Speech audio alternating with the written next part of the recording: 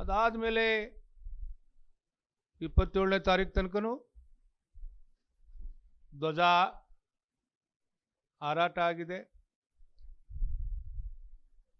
ಅಯೋಧ್ಯೆಯಲ್ಲಿ ರಾಮ ಮಂದಿರ ಲೋಕಾರ್ಪಣೆ ಆಯಿತು. ಇಡೀ ಹಳ್ಳಿನಲ್ಲಿ ರಾಮನ ಪೂಜೆ ಮಾಡಿದ್ರು. ಇದು ಒಂದು ರೀತಿ ಅವರಿಗೆ ಸಹಿಸ್ಕೊಳ್ಳಿಕ್ಕೆ ಆಗಲಿಲ್ಲ ರವಿ ಗಣಿಗ ಅವರಿಗೆ. ಬಂದು ಏಕಾಏಕಿ ಧ್ವಜವನ್ನು ಕಂಬವನ್ನು ತೆಗೆಸುವಂಥ ಪ್ರಕ್ರಿಯೆಗೆ ಮುಂದಾದರು. ರವಿ ಗಣಿಗ ಅವರಿಗೆ ನಾನು ಈ ಸಂದರ್ಭದಲ್ಲಿ ಆಮೇಲೆ ಜಿಲ್ಲಾ ಮಂತ್ರಿಗಳಿಗೆ ಹೇಳಲಿಕ್ಕೆ ಬಯಸ್ತೇನೆ, ನೀವು ಇಲ್ಲೇ ಇದ್ದಂಥವರು,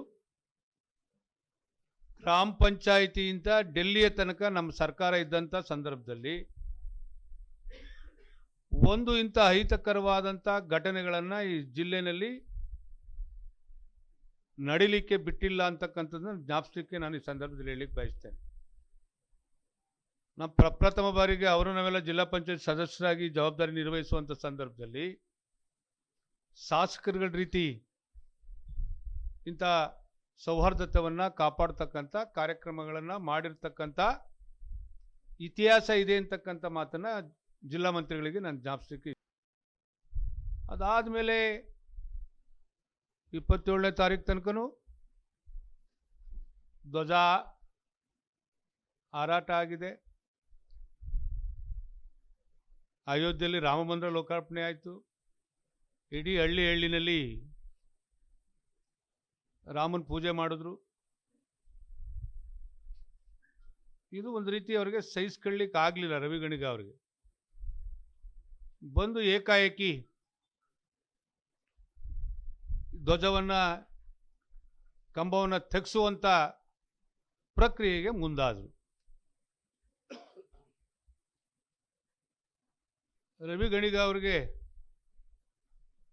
ನಾನು ಈ ಸಂದರ್ಭದಲ್ಲಿ ಆಮೇಲೆ ಜಿಲ್ಲಾ ಮಂತ್ರಿಗಳಿಗೆ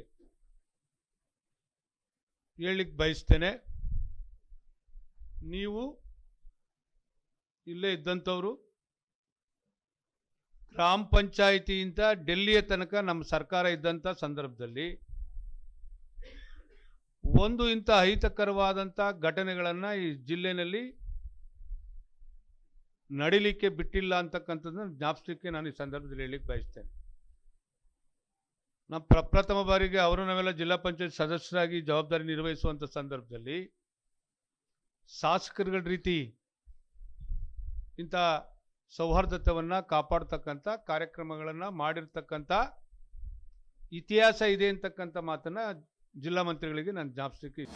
ಅನುಕ್ಷಣದ ಸುದ್ದಿಗಳಿಗಾಗಿ ವಿಸ್ತಾರ ನ್ಯೂಸ್ ಯೂಟ್ಯೂಬ್ ಚಾನೆಲ್ ಸಬ್ಸ್ಕ್ರೈಬ್ ಮಾಡಿ. ಹೊಸ ಸುದ್ದಿಗಳ ನೋಟಿಫಿಕೇಶನ್ಗಾಗಿ ಬೆಲ್ ಐಕಾನ್ ಕ್ಲಿಕ್ ಮಾಡಿ. ಲೇಟೆಸ್ಟ್ ಅಪ್ಡೇಟ್ಸ್ಗಾಗಿ www.vistaranews.com ವೆಬ್ಸೈಟ್ಗೆ ವಿಸಿಟ್ ಮಾಡಿ. ಅಂಗೈಯಲ್ಲೇ ಜಗತ್ತಿನ ಸುದ್ದಿ ತಿಳಿಯಲು ವಿಸ್ತಾರ ನ್ಯೂಸ್ ಕನ್ನಡ ಆಪ್ ಡೌನ್ಲೋಡ್ ಮಾಡಿ.